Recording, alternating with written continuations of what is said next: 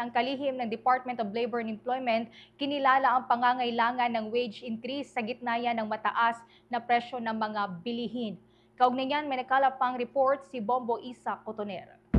Bombo Genesis, Bombo Ever nagpahayag nga ng suporta si Department of Labor and Employment Secretary Francis Tolentino sa panawagan ng mga manggagawa para sa dagdag sahod matapos ang kanyang pakikipagpulong sa kanila dito nga sa ahensya ng Department of Labor and Employment upang talakayin ang iba't ibang labor concerns.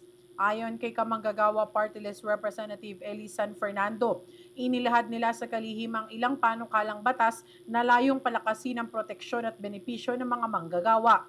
Kabilang dito ang panukalang legislated wage increase at ang pag-abolish ng provincial wage rates upang magkaroon ng mas pantay na pasahod sa buong bansa.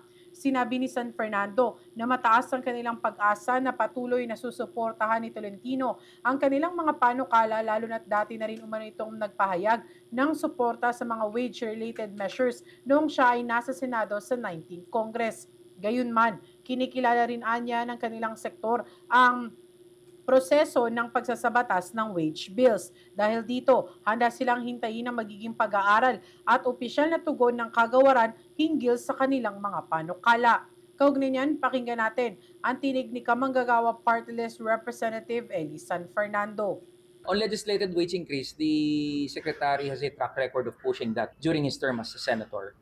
But he said to us na dahil Secretary na siya ngayon, speaking as part of the executive, mahirap naman na makapag-commit siya tapos later on ay hindi naman maipupursige o maipupush ng Department of Labor and Employment. Pero our hope still ay gaya ng kanyang pagsuporta sa legislated wage increase, ay masuportahan niya rin ito now that he is the Secretary of the Department of Labor and But he assured us that he understands the plight of the workers. Naintindihan niya yung pangangailangan na magtaas ng sahod, especially sa punto ngayon na may krisis. Naintindihan niya rin yung panagoy, yung paghihirap ng mga manggagawa, especially from the Samantala, sinabi naman ni Tolentino na kinikilala niya ang pangangailangan ng pagtataas ng minimum wage, lalo na sa gitna ng patuloy na pagtaas ng presyo ng mga pangunahing bilihim at gastusin ng mga manggagawa. Gayunpaman, nilinaw ng kalihim na bagaman personal niyang sinusuportahan ang hinaing ng labor sector, kinakailangan pa ring sundin ng Department of Labor and Employment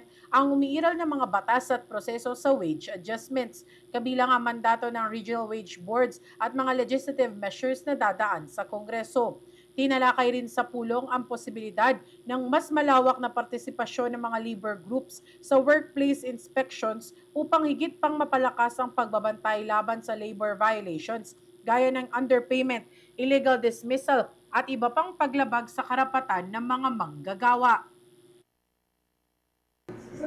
Para sa Bombo Network News, ito si Bombo Isa Cotoner and this is Bombo Radio Philippines, the #1 and most trusted source of news and information.